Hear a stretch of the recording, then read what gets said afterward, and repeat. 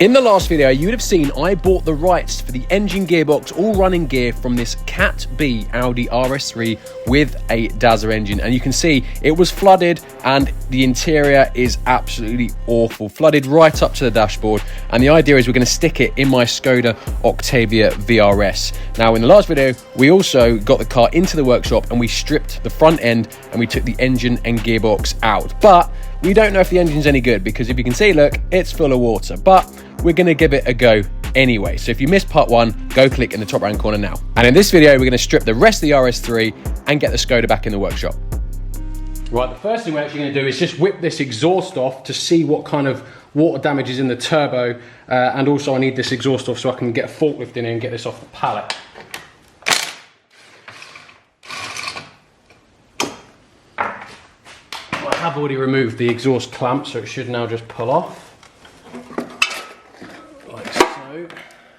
Now there is signs of water in here where actually you can see a little puddle of it there. It's gone all like milky where it's mixed with the oil, but the turbine does seem to spin absolutely fine. Minimal play like you'd expect.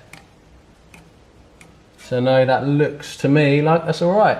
So we're going to get the engine off the scissor lift so it's free so we can get the rear axle down. So if the engine's stand free again, we can turn our attention now to the rear axle. I am under a bit of a time delay because ASM, I've had this now for a few weeks, this car. They do want their car back so they can sell the rest of the parts on it. So I'm hoping the rear axle will be just as easy. We're going to have to unbolt the Haldex, not unbolt it, sorry. We're going to have to unconnect the electrical connection to the Haldex.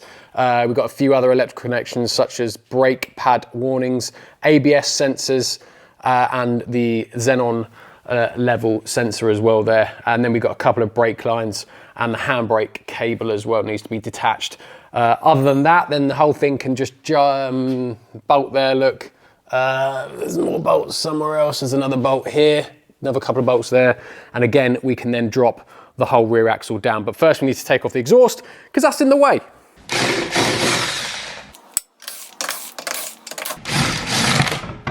Now, the only thing that's going to be slightly different on the RS3 compared to the Skoda is the RS3 has an electronic handbrake, whereas the Skoda still has a manual one.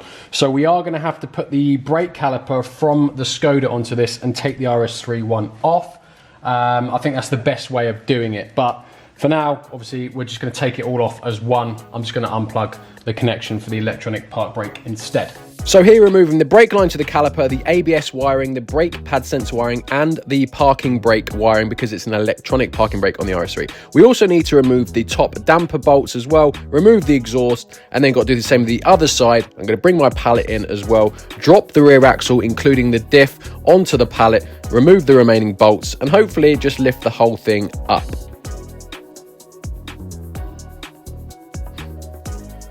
But then because of where I got my leg ramps positioned, it got stuck in the front, so we had to put the car on an axle stand, drop the ramp, pull it out, do the same the other side, and hey presto, it lifts off. So that is the rear axle now completely dropped. There are a few more things we need to do because obviously the Skoda Octavia doesn't have a rear diff, it doesn't have a Haldex controller, which means it doesn't have Haldex controller wiring here and a control module. So we need to remove this wiring loom as well. It may be no good, but I may as well remove it just in case it is okay. Follow that back, get the control module for that as well. And then that will be the rear axle done and dusted. There's a few more things we need from the RS3, like the in-tank fuel pump, the low pressure fuel pump. We need to take that as well, and the fuel pump control module because it is different to the 2-litre petrol. So we need to take that too. And the other thing we're going to take is the battery cable. The RS3's battery's in the boot, Skoda's is in the engine bay. So there is a big fat chunky battery cable, which is this one here, that runs all the way from the front to the boot. We're going to take it. I don't know if I'm going to use it yet because obviously water damage, but it's better to have it than not. So we're going to take that too. Now we need to remove this bench here to get access to the top of the fuel tank and remove the electrical connections. I've already removed the ISOFIX covers here. And then all we need to do is sharp pull on both sides. And then lift. But yet, it's, oh my God. There is a lot of water in this. Normally I'm going to guess these weigh no more than sort of 8 to 10 kilos, but I reckon this is double that. All right. Now, to get the low pressure fuel pump out, we just need to remove this, which is going to be rusty as hell, but the locking ring. Well, the fuel system is not full of water. It's got half a tank of petrol in by the looks of it. So now with the in-tank fuel pump now removed, we can remove the rest of the fuel tank, because I do need to actually remove the fuel tank to fit it in the Skoda. This is called a straddle tank, and the reason for it is it has a gap in the middle here, which allows the prop shaft of the four-wheel drive car to go through the middle and basically everything to work. Now on a front-wheel drive car, the fuel tank will just come across the middle here, obviously because you don't need the space, and therefore it's fine. But on a four-wheel drive car, we need this straddle tank, so we need to take the tank with us anyway. So you might be wondering, well, if you knew you were taking the tank down, why did you take the in-tank fuel pump out and not just leave it in there? Well, the reason I did that is because for the first little bit, I'm going to run the car in front-wheel drive just to make sure everything works, get any niggling faults sorted before we go ahead with the four-wheel drive conversion. So then you might be wondering, well, why didn't I just drop the fuel tank and then take the fuel pump out of it once it's out the car? And I'd say it's a bloody good question. I don't have the answer to that. I'm an idiot. So now I've got to be careful removing the fuel tank and not spill any petrol out the top of it, but luckily I did just that and I didn't make any spillages. So next up, we're removing the battery cable that goes from the front to the boot. That came out pretty easily as well. And then also I'm going to take the fuel lines from the car that run from the front to the back, because they are slightly different to the Skodas. And also I found this little bracket for the saddle tank that I think I'm probably going to need for the Skoda. So I thought I'd just remove it. It looks simple enough. Now I'm actually taking the front seats of this car, and at the minute they're completely immersed in water. So I'm just going to try removing this bung here to see if I can drain out the water that's literally sitting in these little buckets here. I don't know how much is going to be in there, but I need to get it out. So that was it. Because I can't get it out. Oh no, yeah, there we go. Right. Right. Let's do this. Oh God, what an awkward poxy bump. Right, so upon removing the battery cable, as you can see, I've got very carried away and ending up removing everything wire related in this top corner. And it's all down here. I was kind of unsure what I would and wouldn't need. So as a bit of a fail safe, I just cut the loom at the bulkhead, and I've just taken the fuse box. I've just taken everything with me, so yeah, it should give me the best possible chance to make sure I've got all the right connections and wiring, etc. Now, I massively regret putting the hole in the bottom of this pan because, oh, no, there we go. It's been doing this for about an hour now, and I've got very bored of waiting for it to stop draining. So I'm going to call it a day there and come back tomorrow, and that better have stopped bloody draining because it's boring. Right, so I've just come in, it's the next day, and it's still dripping. I'll give up, but it's pretty much stopped now, so I'm gonna leave it. But the good news is the ice blasters have just turned up, because they're gonna be going over the RS3 engine, gearbox, rear axle, basically anything they can, and it's gonna look absolutely incredible when it's done. So they're just parked outside at the moment. I need to get the pallets out with the rear axle, engine, gearbox. I'm gonna get them outside to them, and they're gonna do that along with the engine bay of the Octavia as well. So it's all like a white chassis. So that's also gonna look incredible when it's done. So I'll hand you over.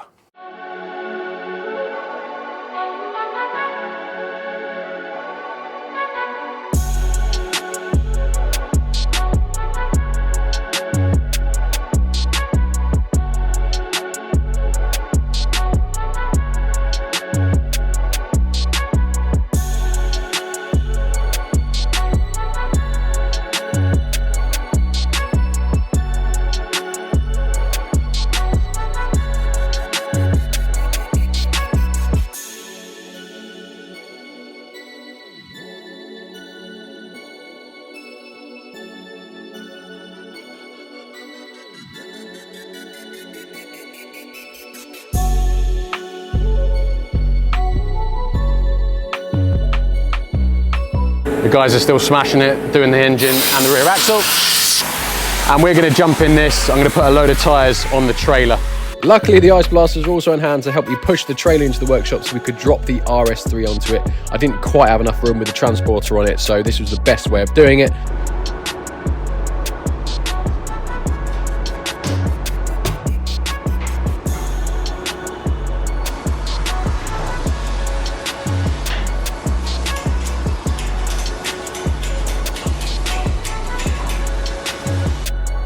And then giving it the old wobble test, and she's good to go.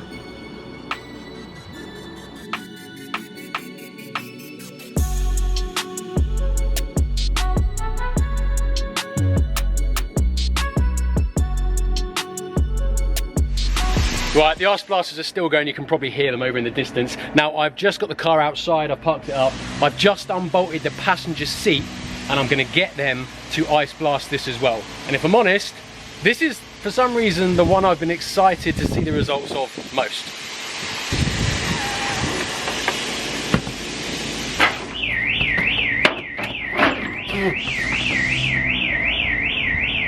Where's an alarm going off? What the heck?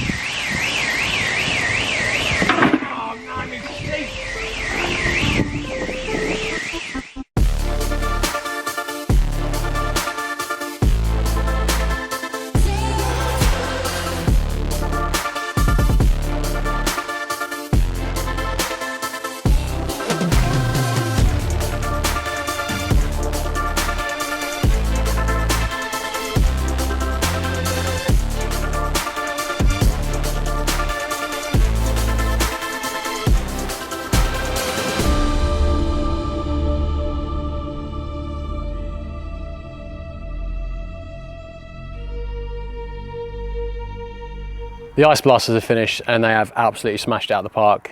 I'm sitting in the RS3 seat now. It's actually sittable, but just take a look how good all this looks. I mean, look at this engine. You would say this is a brand new engine come out of a brand new car. It is quite literally gleaming in the sun, and everything now just looks brand new. Gearbox, I mean, look at that steering rack and the subframe. It just looks epic.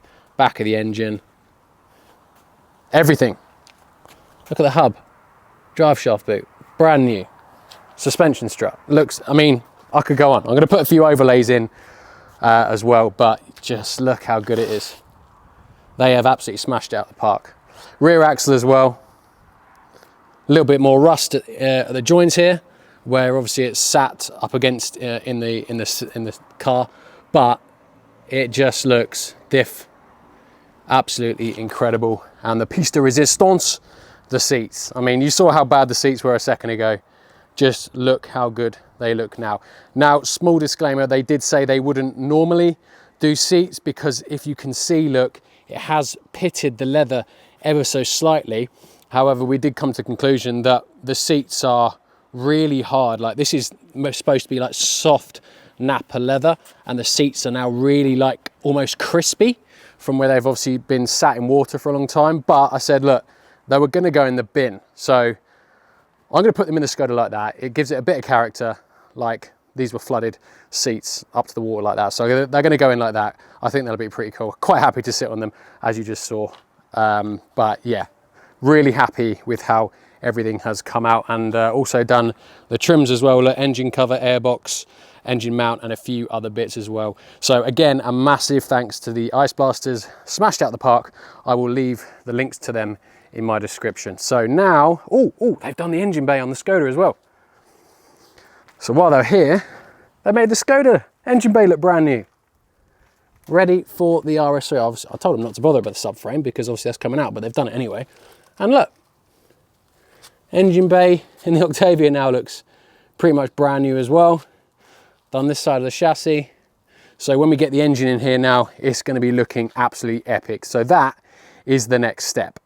Now, if you've got your Skoda Octavia VRS, or indeed any other car, and maybe you have a few faults, or you want to find out the car's history or anything like that, then you just need a little Carly OBD reader here. You can quite easily, I say, plug it in straight away to your OBD port, turn the ignition on if I had keys. And once you've got your ignition on and you're plugged in, you can actually see all the issues you have with the car. Now I've got 141 with the Skoda, mainly because I don't have an engine and I've messed around with a lot of things. But one thing I can do, if I go into airbag, I can see exactly what one of my seat belts have ignited, because on the face of it, they all seem okay. So I'm assuming at least the driver's gone, but if we look here, front driver, there you go, look, front airbag igniter, passenger side, too high, knee airbag, belt tensioner, driver's side. So at least I know I've got to replace the passenger one too. Another thing you can do is coding it as well. So again, can't code on this one, but I will show you on the R8 something I just coded, which you may or may not like. Now there's actually loads of things you can code on a car, and don't worry, it creates a safe backup so you can't mess anything up. But there's loads of things you can do, such as turn your start-stop off, increase the brightness of your DRLs, turn your seatbelt light warning off. And you can also do stuff like, if you want a little beep on when you lock your car. There we go, you can hear that. You can do that too. So if you want to know anything more about Carly, if you click the link in my description, go over to their website, check it out for yourself as well. And also, if you want to buy it, you can use my discount code, which is SavingSalvage24. I'll put it on the screen there. As I say, link is in the description. So a big thanks to Carly for sponsoring today's video. Now, before I try and put the engine back in the Skoda, we obviously want to get the engine sort of turning over by hand. So I'm going to now remove the 5 spark plugs again. I'm going to get a sucky device. We're going to suck out all the crap's in the cylinders.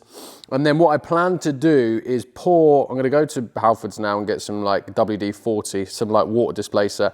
And I'm going to pour some WD-40 and some engine oil down the cylinders. And then we're going to try and turn it over by hand. And then hopefully that, if there's any like bit of sticking points, hopefully the WD-40 along with the oil should get in there, loosen bits off and allow me to turn the engine over without being abrasive or anything like that. I think that's pretty much our only hope.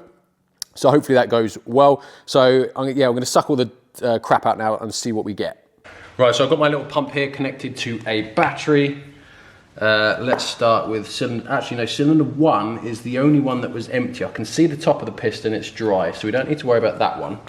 Cylinder 2, actually, I can see the top of the piston on that one as well.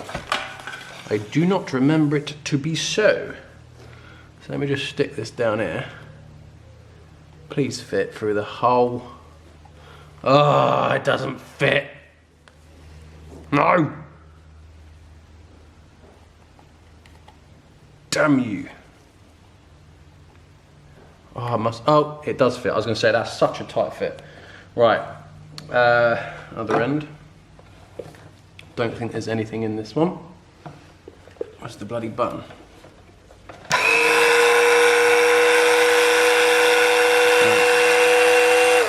No, nothing in cylinder 2 either. There we go. Look. Oh God! Oily water.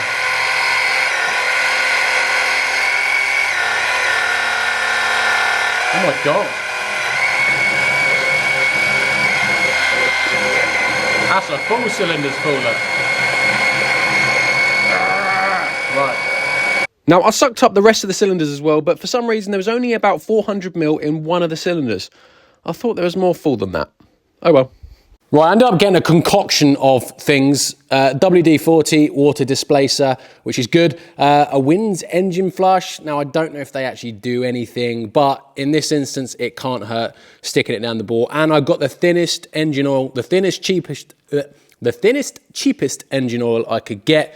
Obviously, been 0W, 0 being, well, it means it's the thinnest, so it can get into as many nooks and crannies as possible. So I'm going to pour a little bit of each of those down each of the boards, and then we're going to turn it over. And the idea is hopefully it will be fine. I'll keep turning it over, and then I'm going to stick all the engine oil into the engine just so it submerges the oil pump too. And then when we get it in the car and we turn it with a starter motor for the first time, at least the oil pump will be submerged in a nice thin oil as well to pump round. And we also need to change the oil filter, which I'll do in the next video. So for now, let's just see if this engine will actually turn over. Let's start with just some WD-40. Yeah, get in there.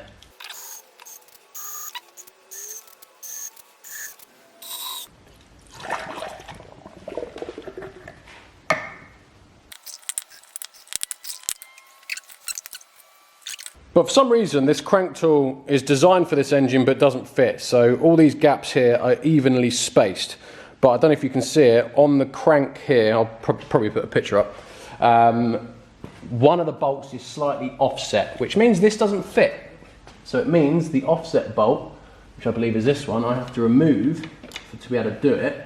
So the engine could actually turn backwards here instead of, this bolt doesn't come undone easy. There you go. So the engine's not seized, so that's good. Right, let's turn this engine over. Okay, doesn't turn. Oh, bloody hell. Might need a breaker bar. Oh,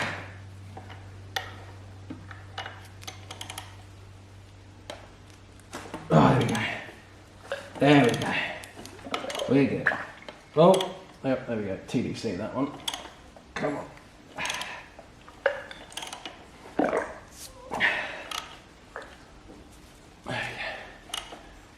Yeah, it feels fine.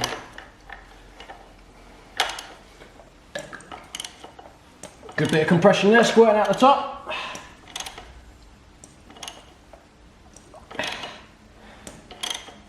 Oh, jeez. Okay, there's a... Oh, I'm annoyed I didn't get that on camera. Basically, the engine jizzed everywhere and it's gone all over my nice clean engine. And it was nasty bits. Still some ugly, horrible water in there, so... That's annoying. Bloody hell. Engine was nice and clean. Why not do this in the first place? Oh, Jesus Christ. The engine's, I'm going to stop there because I'm just putting rubbish all over me nice clean engine. Now, I'm not messing around. The Skoda Octavia is already in the workshop and I'm gonna get the engine, suspension, all that in the car today, purely because I just don't want it sat there obstructing everything. So there's a few small things we need to do. This aircon pipe is indeed different. I didn't know if it would be or not, but it does have a slightly different orientation down here. The rest of the pipe's good, so it will fit. Now, if you see that it's actually a 5Q number on this one, whereas this one is a 8VO number, which is RS, well, A3, 8V specific. And if you let me spin it around, wait. And if you have a look, you can just see a slightly different orientation, which then leads to different, the angle of the pipe here as well. So we do need to change the whole thing. And obviously it's gonna be a lot easier to do now before the engine's in the car. Just annoying that this one's nice and clean, but there we go. The other thing I was gonna check is the vacuum hose going to the brake servo, but I have just checked and that is identical. So, don't need that. The other thing I need to do is drill a hole in the chassis because the engine mount on the RS3 is roughly here, and you know the ag I had trying to get it off. So the factory the RS3 chassis does actually have a hole here, so we do need to do that as well. But I believe the engine mount we need to swap over for the RS3 one as well. So there's a few little things we need to do.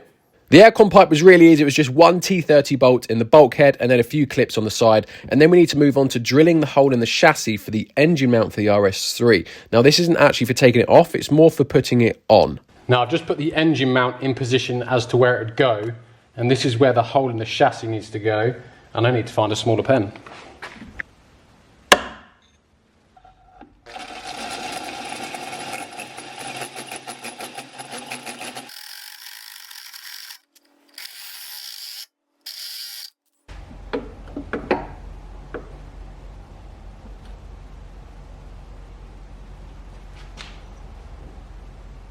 Oi, oi, beautiful. Now, I filmed all this before, so I didn't want to do it again, but I'm taking off the front axle, brakes, everything from the Skoda now, ready to fit the RS3's unit up into the Skoda.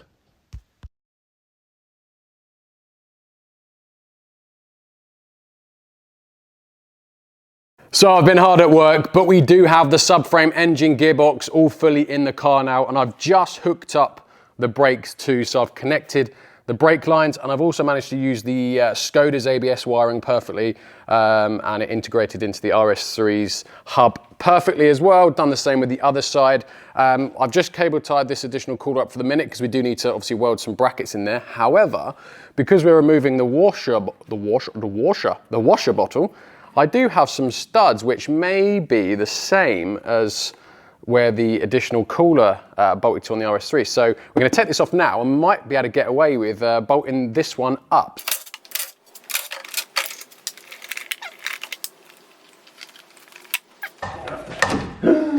Look, it bolts. Look at that. Oh, and it even bolts in the bottom as well. I'll tell you what, I'm very grateful for the MQB platform right now because that has just made my life so much easier on this side. All 3 bolts securing it on are there.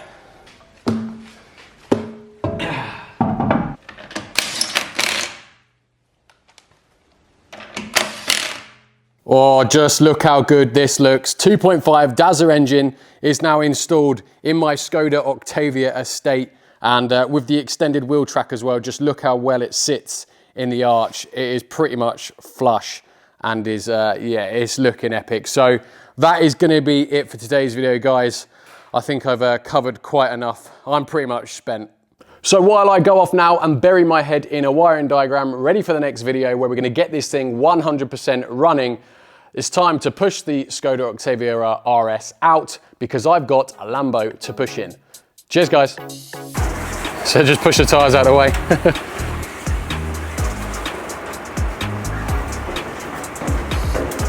There we go. Just cut the tyres in half, look. Lovely old job.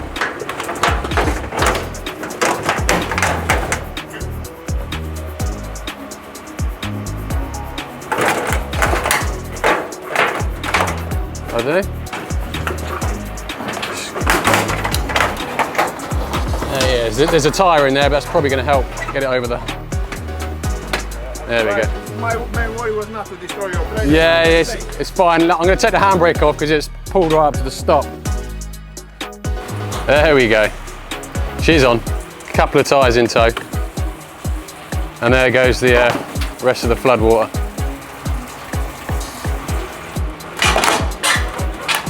And that is why I took the side skirts off and the rear bumper.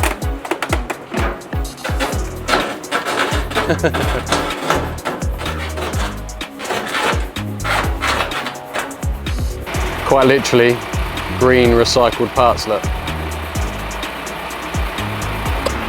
And there she goes, back off to ASM. So remember guys, if you want any leftover parts from the RS3, remember to give ASM a call. Bye RS3.